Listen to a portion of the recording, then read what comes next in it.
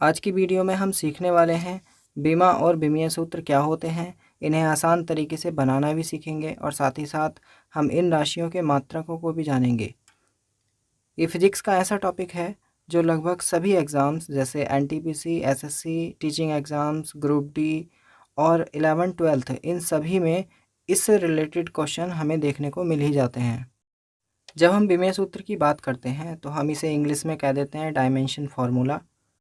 सभी भौतिक राशियों की बीमाएँ निकाली जा सकती हैं। फिजिक्स में 7 मूल राशियाँ होती हैं और एक दूसरे से स्वतंत्र होती हैं। नंबर 1 है द्रव्यमान, इसे m से रिप्रेजेंट करते हैं। नंबर 2 है लंबाई, इसे l से। नंबर 3 है समय, इसे t से। और ताप को k से। और ज्योति तीव्रता, इसे cd से। एम्पियर है उसे a से। और पदार्थ की मात्रा मोल से। किसी भी भौतिक राशि यानी फिजिकल क्वांटिटी की बीमा निकालने के लिए हमें ज़्यादातर 3 राशियों की ज़रूरत होती है और ये 3 राशियां हैं। नंबर 1 है द्रव्यमान, इसे मास कहते हैं और इसे रिप्रेजेंट करते हैं कैपिटल M से। नंबर 2 है लंबाई, लेंथ, यानी इसे L से रिप्रेजेंट करते हैं। और नंबर 3 है समय, टाइम, इसे T से रिप्रेजेंट करते हैं। साथ ही साथ कुछ बीमाओं में एम्पियर राशि का भी यूज़ किया जाता है जिसे हम A से रिप्रेजेंट करते हैं। तो पहले हम बीमा की परिभाषा देख लेते हैं।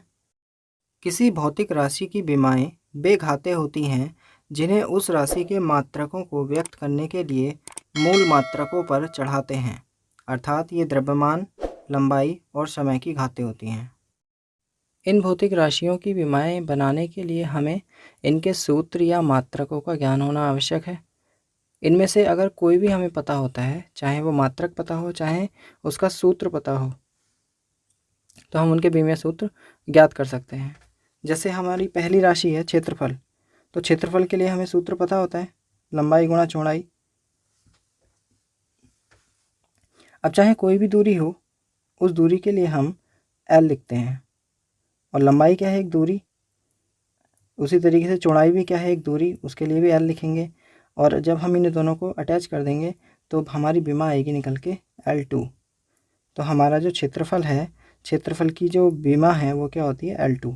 इसी तरीके से अगर इसके मात्रक की बात करें क्षेत्रफल के, तो इसका मात्रक हो जाता है मीटर स्क्वायर। दूसरी राशि है हमारी आयतन। आयतन का सूत्र जो होता है वो लंबाई गुणा चौड़ाई गुणा ऊंचाई, और ये तीनों ही दूरियां हैं और इनके लिए भी हम क्या लिखेंगे? L into L into L. ठीक है। और तीनों को अगर अटैच करें तो हमारी बीमा निकल के आती है L3। ये हमारे आयतन की बीमा हो गई है। ठीक है। और आयतन का जो मात्रक होता है वो होता है मीटर क्यूब। इसके बाद हमारी अगली राशि है वेग या चाल। इसका सूत्र होता है दूरी बटे समय, और दूरी के लिए मैंने बताया L लिखते हैं, और समय के लिए क्या हो जाएगा? T। जब ये T, इसकी पावर हम प्लस मान लें और सबकी होती प्लस है, तो जब ये नीचे से प्लस की पावर ऊपर जाएगी तो इसकी पावर चेंज हो जाएगी माइनस में, तो इसकी बीमा क्या आएगी? LT-1। ये वेग या चाल की बीमा होगी। और अगर हम वेग या चाल के मात्रक की बात करें तो मात्रक क्या हो जाता है? मीटर पर सेकंड। इसके बाद है अगली राशि त्वरण। त्वरण का फॉर्मूला होता है वेग परिवर्तन बटे समय, और वेग की बीमा हमने क्या निकाली थी? LT-1। ये वेग की बीमा है, और समय के लिए लिखते हैं T, और T की पावर नीचे क्या है? +1, और जब ये +1 ऊपर जाएगी तो पावर हो जाएगी -1। तो जो त्वरण है उसकी बीमा निकल के क्या आएगी? LT-2। और इसका जो मात्रक होता है वेग परिवर्तन अपॉन समय, तो यानी त्वरण का जो मात्रक होता है वो होता है मीटर पर सेकंड स्क्वायर। इसके बाद अगली राशि है हमारी घनत्व। घनत्व का सूत्र होता है द्रव्यमान बटे आयतन, और द्रव्यमान के लिए हम लिखते हैं M, और आयतन के लिए हमने पहले बीमा निकाली है L3। तो अगर ये ऊपर चला जाए तो ये माइनस में हो जाएगा, तो ML-3 ये घनत्व की बीमा हो जाती है। और घनत्व का जो मात्रक होगा वो क्या होगा? kg पर सेंटीमीटर क्यूब। अगली राशि है बल, और बल का सूत्र होता है द्रव्यमान गुणा त्वरण। मैंने बताया द्रव्यमान के लिए हम M लिखते हैं, और त्वरण के लिए त्वरण की बीमा भी हमने निकाली थी LT-2। तो अगर हम दोनों को अटैच कर दें तो इसकी बीमा क्या आ जाएगी? MLT-2। ये हमारे बल की बीमा होती है। और बल के मात्रक की बात करें तो ये सब जानते हैं, न्यूटन होता है।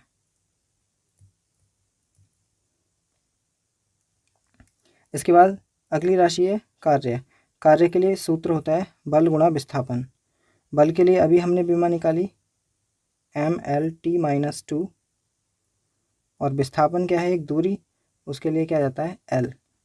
तो अगर हम इन्हें दोनों को अटैच कर दें तो इसकी विमा क्या जाएगी mL/t-2।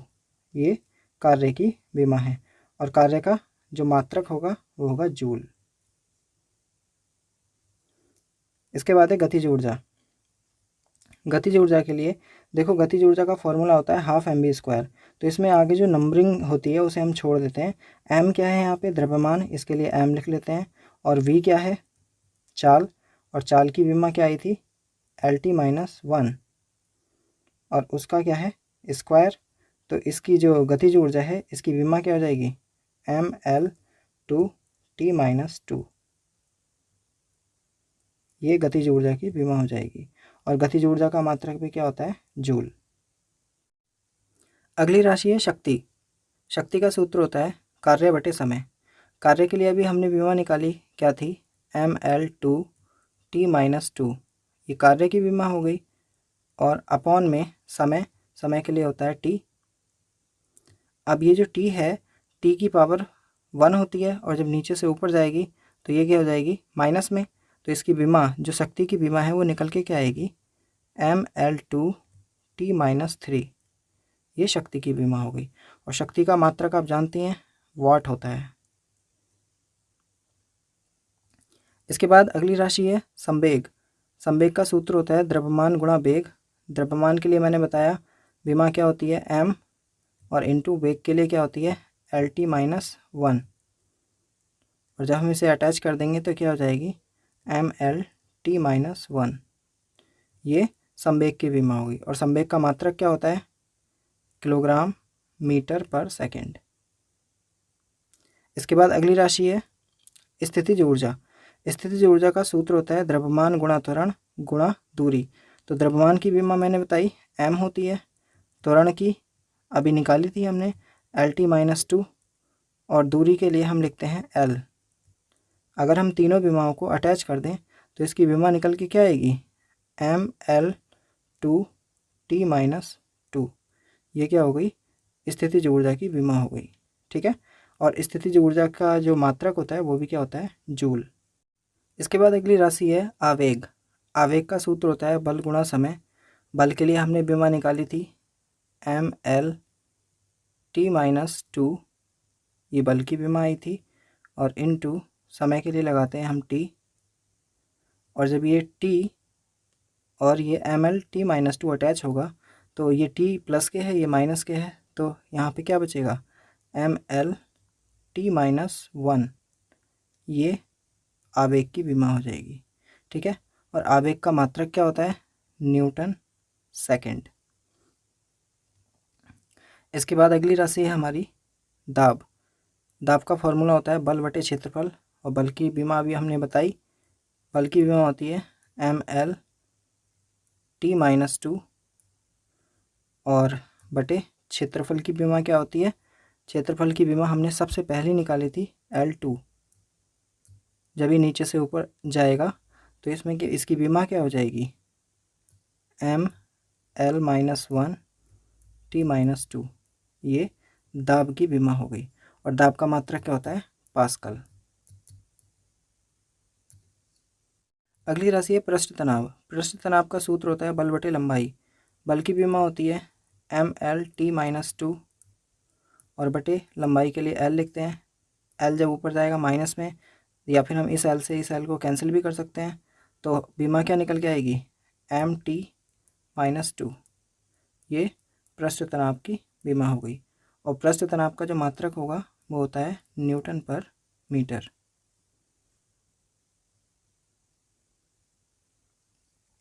इसके बाद अगली राशि है बल नियतांक। बल नियतांक का सूत्र होता है बल बटे लंबाई में परिवर्तन। बल की विमा mL/t-2, ये बल की विमा हो गई, और बटे लंबाई में परिवर्तन L होता है। तो और जब L ऊपर जाएगा तो माइनस में जाएगा, या फिर हम इस L से इस L को कैंसिल कर दें तो इसकी विमा भी क्या आ गई, -2। ये भी सेम आई है। और इसका जो मात्रक होगा, इसका मात्रक भी क्या हो जाएगा, सेम हो जाएगा, न्यूटन पर मीटर। अगली राशि है बल आघूर्ण। बल आघूर्ण का सूत्र होता है बल गुणा लंबवत दूरी। बल की जो विमा थी वो क्या थी, mLt-2, ये बल की विमा है। और लंबवत दूरी के लिए क्या लिखते हैं हम, L। जब ये L इसमें अटैच होगा तो विमा क्या आ जाएगी, mL2t-2। ये बल आघूर्ण की विमा हो गई। और इसका मात्रक क्या होता है, न्यूटन सेकंड। इसके बाद अगली राशि है प्रतिबल। प्रतिबल के लिए फॉर्मूला होता है बल बटे क्षेत्रफल। बल की विमा mLt-2 और क्षेत्रफल की क्या होती है, L2। जब ये ऊपर जाएगा तो ये माइनस में जाएगा, तो विमा क्या आएगी, mL-1t-2। ये प्रतिबल की विमा आ गई। और प्रतिबल का जो मात्रक होगा वो क्या होगा, न्यूटन पर मीटर स्क्वायर। इसके बाद अगली राशि है हमारी विकृति। विकृति की जो सूत्र होता है वो होता है लंबाई में वृद्धि बटे प्रारंभिक लंबाई। अब लंबाई में वृद्धि है तो वो भी L होगी, और प्रारंभिक लंबाई है वो भी L होगी। और जब ये ऊपर से ऊपर जाएगा तो ये कैंसिल हो जाएगा, यानी जो विकृति है उसकी कोई भी विमा नहीं होती, यानी इसे हम कह सकते हैं विमाहीन राशि।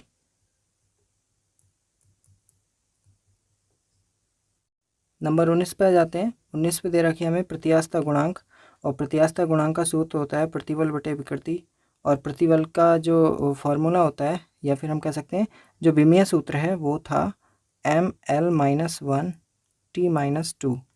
ये प्रतिबल की विमीय सूत्र है और बटे विकृति की कोई भी विमा नहीं होती है। तो जो प्रत्यास्थता गुणांक की विमा होगी वो वही विमा होगी जो प्रतिबल की होगी, ठीक है। और इसका मात्रक होता है न्यूटन पर मीटर स्क्वायर। इसके बाद अगली राशि है गुरुत्वाकर्षण नियतांक। और इसका सूत्र होता है बल गुणा दूरी। बल की विमा हमने निकाली थी mLt-1, ये बल की विमा थी। और इनटू दूरी के लिए क्या लिखते हैं हम, L। और जब हम इसे अटैच कर देंगे तो विमा क्या बन के आएगी, mL2t-1। ये गुरुत्वाकर्षण नियतांक की विमा हो जाएगी। और इसका मात्रक क्या होगा, न्यूटन मीटर। इसके बाद अगली राशि है जड़त्व आघूर्ण। जड़त्व आघूर्ण का जो फॉर्मूला होता है वो द्रव्यमान गुणा दूरी का स्क्वायर। यहाँ पे स्क्वायर हो रहेगा, तो द्रव्यमान के लिए हम क्या लगाते हैं, m। और दूरी के लिए क्या लिखते हैं, L। और इसका स्क्वायर है तो 2 कर देंगे, और विमा क्या आएगी फिर, mL2। ये जड़त्व आघूर्ण की विमा हो जाएगी, ठीक है। और इसका मात्रक क्या होगा, किलोग्राम मीटर स्क्वायर। इसके बाद अगली राशि है हमारी कोणीय वेग। कोणीय वेग का सूत्र होता है कोण बटे समय। अब जो कोण है उसे हम किसी चीज़ से रिप्रेजेंट नहीं करते, तो उसके लिए हम 1 लिख देते हैं, और समय को करते हैं t से। और t जब नीचे से ऊपर आएगा तो इसकी जो पावर है वो माइनस हो जाएगी, तो t-1 इसकी राशि हो जाएगी, ठीक है। और कोणीय जो वेग होता है इसका जो मात्रक होगा वो क्या हो जाएगा, रेडियन पर सेकेंड। अगली राशि है कोणीय संवेग। कोणीय संवेग का सूत्र होता है जड़त्व आघूर्ण गुणा कोणीय वेग। और जड़त्व आघूर्ण की विमा क्या होती है, mL2। और कोणीय वेग के लिए अभी हमने निकाली थी t-1। जब हम इसे अटैच करेंगे तो विमा निकल के आएगी mL2t-1। ये कोणीय संवेग की विमा होगी। और कोणीय संवेग का जो मात्रक होगा वो होगा हमारा kg मीटर स्क्वायर पर सेकेंड। इसके बाद अगली राशि है कोणीय त्वरण। कोणीय त्वरण का सूत्र होता है कोणीय वेग बटे समय। कोणीय वेग की विमा क्या थी, t-1 और बटे समय की क्या होती है, t। जब ये t नीचे से ऊपर जाएगा तो ये माइनस में हो जाएगा, तो इसका विमा क्या आएगी, T-2 कोणीय त्वरण की, और इसका मात्रक हो जाएगा रेडियन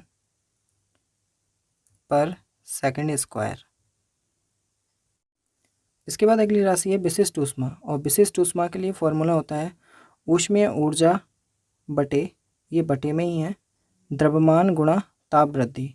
तो ऊष्मीय ऊर्जा के लिए सूत्र होता है Ml/T-2, ये ऊष्मीय ऊर्जा का विमीय सूत्र हो गया, और अपॉन द्रव्यमान के लिए हम m लिखते हैं, और मल्टीप्लाई में जो ताप वृद्धि है, ताप वृद्धि के लिए आ जाएगा k, इसकी जगह थीटा भी लिख सकते हैं, k की जगह थीटा भी हो सकता है।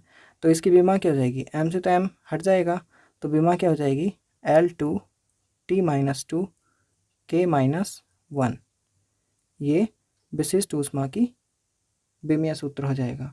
ठीक है, और अगर हम बात करें इसके मात्रक की, तो इसका मात्रक होता है जूल पर kg पर केल्विन। इसके बाद अगली राशि है गुप्त ऊष्मा। गुप्त ऊष्मा का सूत्र होता है ऊष्मीय ऊर्जा बटे द्रव्यमान।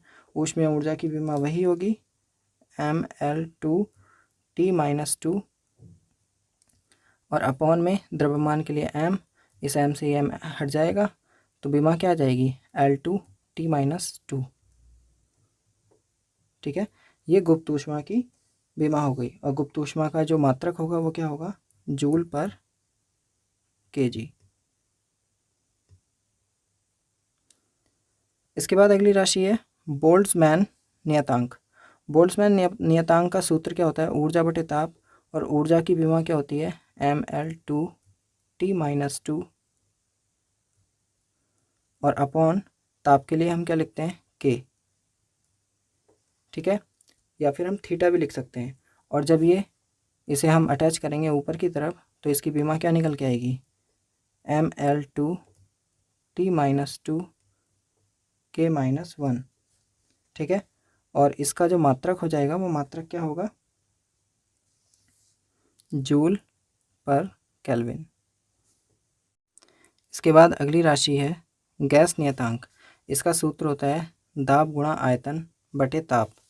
दाब की विमा क्या होती है Ml-1T-2, ये दाब की विमा हो गई, और आयतन के लिए विमा हमने निकाली थी L3, और अपॉन ताप के लिए क्या लिखते हैं हम k। तो जब हम इसे सॉल्व करेंगे, तो सॉल्व करने पे हमें विमा क्या प्राप्त होगी Ml/T-2 K-1, ये गैस नियतांक की विमा आ जाएगी। ठीक है, इसके बाद बात कर लेते हैं हम अगली विमा की, और अगली विमा निकालेंगे हम ऊष्माधारिता की, और ऊष्माधारिता के लिए फॉर्मूला होता है ऊष्मीय ऊर्जा बटे ताप, और ऊष्मीय ऊर्जा का जो विमा थी वो क्या थी Ml/T-2, ये ऊष्मीय ऊर्जा हो गई, और बटे ताप के लिए लिखते हैं k। तो इसका विमीय सूत्र क्या हो जाएगा Ml/T-2 K-1, और ऊष्माधारिता का जो मात्रक होगा वो होगा जूल पर केल्विन। इसके बाद अगली राशि है प्लांक नियतांक, और प्लांक नियतांक का जो सूत्र होता है वो होता है ऊर्जा बटे आवृत्ति।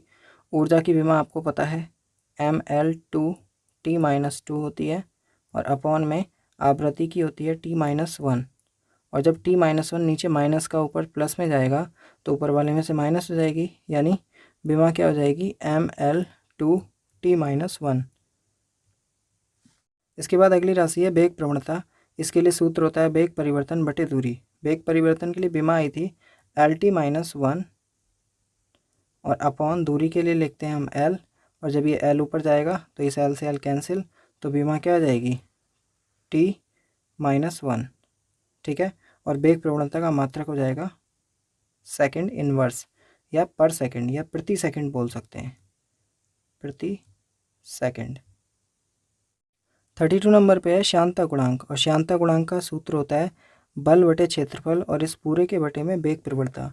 ठीक है, तो हम इसकी विमा निकालेंगे। बल की विमा होती है Ml/T-2, और क्षेत्रफल की विमा होती है L2, और इस पूरे के अपॉन में वेग प्रवणता की विमा होती है T-1। जब इसे यहाँ लेके जाएंगे और फिर बाद में इसे ऊपर लेके जाएंगे, तो इसकी विमा फाइनल निकल के क्या आएगी, ml-1 t-1। ये श्यानता गुणांक की विमा हो गई, ठीक है। और श्यानता गुणांक का मात्रक क्या होता है, डेकापॉइज, DA और P, इससे लिख देते हैं, या फिर हम इसे लिख सकते हैं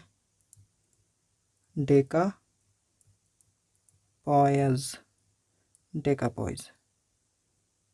इसके बाद है हमारी अगली राशि आवृत्ति। आवृत्ति के लिए जो सूत्र होता है वो होता है 1/, आवर्तकाल, यानी 1/, आवर्तकाल को हम t से रिप्रेजेंट करते हैं, और t जब नीचे से ऊपर जाएगा तो विमा क्या हो जाएगी, t-1। और आवृत्ति का जो मात्रक होता है वो होता है प्रति सेकंड या सेकंड इनवर्स। इसके बाद अगली राशि है गुरुत्वीय विभव। और गुरुत्वीय विभव का जो सूत्र होता है वो कार्य बटे द्रव्यमान, कार्य का जो विमा होती है वो क्या होती है, ml/2 t-2, और अपॉन द्रव्यमान की क्या होती है, m। इस m से m कैंसिल हो जाएगा, और इसकी फाइनल विमा क्या निकल के आएगी, L2 t-2। तो गुरुत्वीय विभव की जो विमा है वो क्या होगी, L2 t-2, और इसका मात्रक क्या हो जाएगा, कार्य का होता है जूल पर द्रव्यमान का kg, जूल पर kg। अगली राशि है तनाव। और तनाव बल के बराबर होता है, या फिर इसका सूत्र भी होता है द्रव्यमान गुणा त्वरण। तो अगर हमें बल की राशि याद है तो हम तनाव की लिख सकते हैं, और बल की राशि क्या होती है, ml/t-2। तो तनाव की राशि भी क्या हो जाएगी, ml/t-2। इसे हम इस सूत्र के द्वारा भी निकाल सकते हैं, द्रव्यमान को हम m से व्यक्त करते हैं, और त्वरण की विमा क्या होती है, L/t-2। इन दोनों को जब हम एक साथ लिख देंगे तो हमारी राशि क्या निकल के आएगी, जो विमा है वो विमा क्या निकल के आएगी, ml/t-2। और इसका मात्रक भी क्या होता है, न्यूटन होता है। इसके बाद है तरंग दैर्ध्य। तरंग दैर्ध्य एक दूरी को रिप्रेजेंट करता है, और दूरी के लिए हम लिखते हैं l, तो इसकी विमा क्या हो जाएगी, l। और l जो दूरी है उसके लिए हम क्या लिख देते हैं, मीटर। तो तरंग दैर्ध्य का मात्रक क्या हो जाता है, मीटर। इसके बाद आता है 37 नंबर पे जड़त्व आघूर्ण। जड़त्व आघूर्ण का सूत्र होता है द्रव्यमान गुणा दूरी का स्क्वायर। द्रव्यमान के लिए हम m लिखते हैं, और दूरी के लिए क्या लिखते हैं, l, और स्क्वायर है तो L2, तो इसकी विमा क्या हो जाएगी, ml/2। और इसका मात्रक क्या हो जाएगा जड़त्व आघूर्ण का, जड़त्व आघूर्ण का मात्रक होगा किलोग्राम मीटर स्क्वायर। इसके बाद अगली राशि है जो कि हमारी लास्ट है दाब। दाब का फॉर्मूला होता है बल बटे क्षेत्रफल, और बल के लिए हमने विमा क्या निकाली थी, ml/t-2, और क्षेत्रफल के लिए क्या लगाते हैं, L2। और जब ये ऊपर जाएगा तो क्या हो जाएगी राशि, क्या हो जाएगी विमा, ml-1 t-2। ये दाब की विमा हो गई, और इसका जो मात्रक होगा वो होगा क्या, न्यूटन पर मीटर स्क्वायर या फिर पास्कल। इसके बाद हम देखेंगे कुछ राशियों में हमारी एक ट्रिक भी काम करती है। ऐसी जितनी भी राशियां जिन्हें हिंदी में लिखने पे उनके ऊपर इस तरीके से रा आता है, जैसे कार्य हो गया, ऊर्जा है, ठीक है। तो इनकी जो विमा होगी वो क्या होगी, ml/2 t-2। आप देख सकते हैं जिनके ऊपर भी ये रा आ रहा है उनकी सबकी विमाएं कुछ को छोड़ के उन ज़्यादातर की विमा जो होगी वो ml/2 t-2 ही आएगी।